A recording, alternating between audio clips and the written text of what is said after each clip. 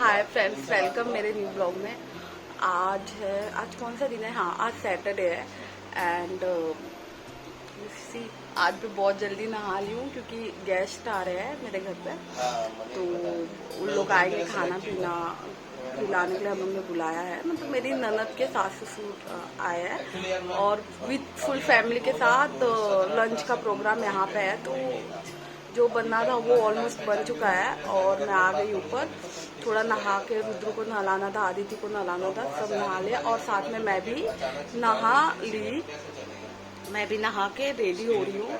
Ready क्या हुई आप लोगों को तो पता है, ज़्यादा कुछ नहीं, सिर्फ लिपस्टिक और बिंदी लगाऊंगी। और ये रही ये ड्रेस, ये मेरी मम्मी ने कब दिया था? ये मेरी मम्मी ने दिया है और ये दिया था खिचड़ी। हाँ, खिचड़ी होता है हमारे यहाँ, तो जाता है बेटियों को सामान के साथ कपड़े भी, तब मेरी मम्मी ने ये दिया था।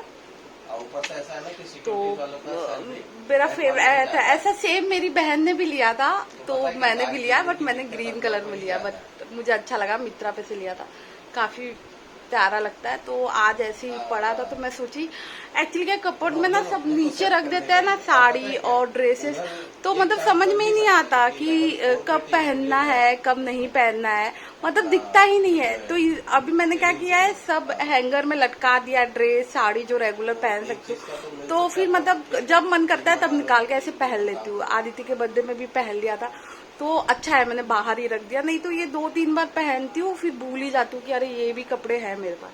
तो इसके लिए इस बार ये थर्ड टाइम मैं पहन रही हूँ, तीसरी बार पहन रही हूँ, बट मुझे बहुत अच्छा लगता है। मम्मी का तो सारा ही दिया हुआ चीज मुझे बहुत पसंद है, आप लोगों को भी पसंद आता होगा। चलिए, इससे पहले जो न्यू है मेरे चैनल पे, please like and subscribe my channel. और मैं थोड़ा बाल वगैरह मैं कंघी कर देती हूँ, ये की नहीं हूँ मैं, तो वो मैं कर लेती हूँ। और ये इंसान गए नहीं है ऑफिस, एक घर पे ही है, क्योंकि मेरा तबीयत थोड़ा ठीक नहीं था तो बोले कि नहीं मैं घर पे ही रहता हूँ। हाँ हाँ ठीक है, चलो आ रही हूँ। शायद गेस्ट आ चुके हैं, प्रीति ने मुझे बुलाया कि भाभी नीचे आ जाओ, तो शायद आ चुके हैं। चलिए जाते हैं, देखते हैं, और खाना पीना खिलाना है सबको। चल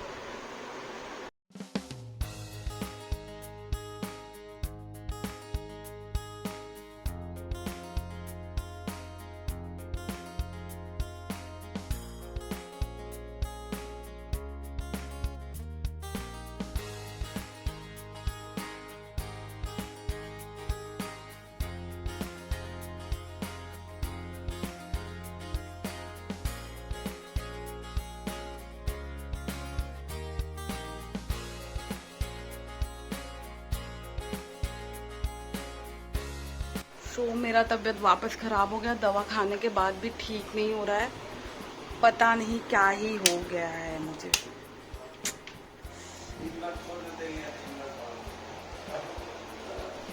और आदित्य को दे दिया है पापा जी को, वो देखेंगे, तब तक मैं खाना वाना खा लेती हूँ, फिर आराम करूँगी। हो सकेगा तो कहीं बाहर जाऊँगी।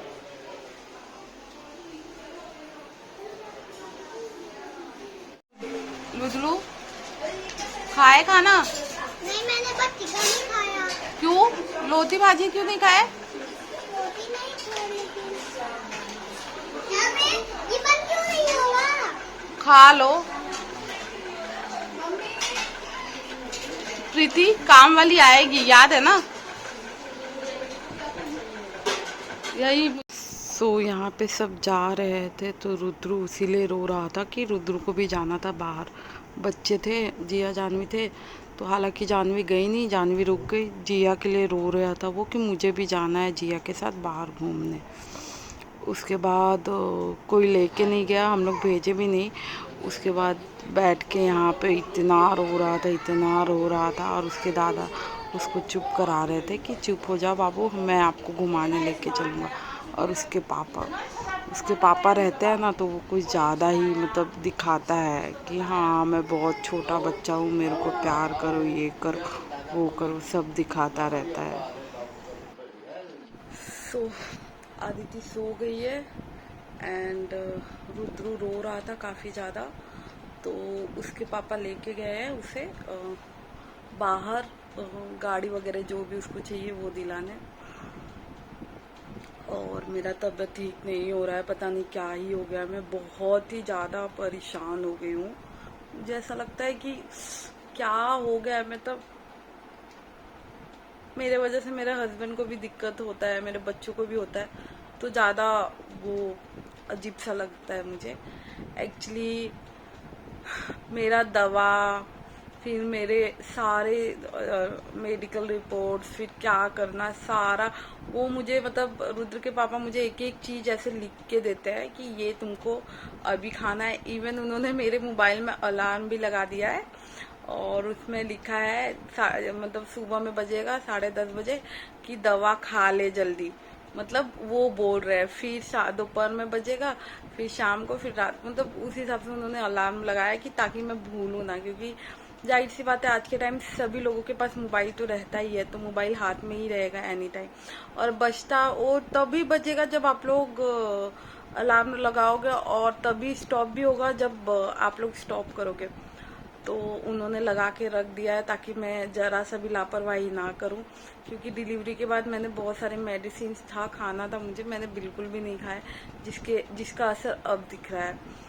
और थोड़ा बहुत तो असर और भी रहता है माहौल के बारे में, माहौल की वजह से भी होता है, फिर एनवायरनमेंट का भी होता है, जो कि बॉम्बे में काफ़ी अच्छा एनवायरनमेंट है और मुझे ऐसा लगता है यहाँ के कंपैरिजन में वहाँ ज़्यादा अच्छा था। तो मतलब मैं बचपन से रही हूँ ना, मतलब किसी को दिल्ली पसंद है बट मुझे तो बॉम्बे ही पसंद रहता है। मैं सिर्फ और सिर्फ मजबूरी में यहाँ पे रह रही हूँ अपने हस्बैंड की वजह से, क्योंकि हस्बैंड जहाँ रहेगा वहीं रहना पड़ेगा ना। बाकी का देखते हैं कि कब क्या होता है। जिस दिन ऐसा, मतलब सडनली ऐसा कुछ भी होगा कि मुझे जाना चाहिए, उस दिन मैं एक दिन भी नहीं रुकूंगी, मैं तुरंत चली जाऊंगी। एंड बहुत जल्दी, आई डोंट नो कब, लेकिन बहुत जल्दी। सो मैं एक केस के बारे में डिस्कस करूंगी जो इस समय बहुत ज़्यादा चर्चा में है। इससे पहले था वो कोलकाता के वो डॉक्टर के साथ क्या हुआ आप लोगों ने देखा। फिर अभी रिसेंटली आया है बेंगलुरु में जो हुआ महालक्ष्मी के साथ।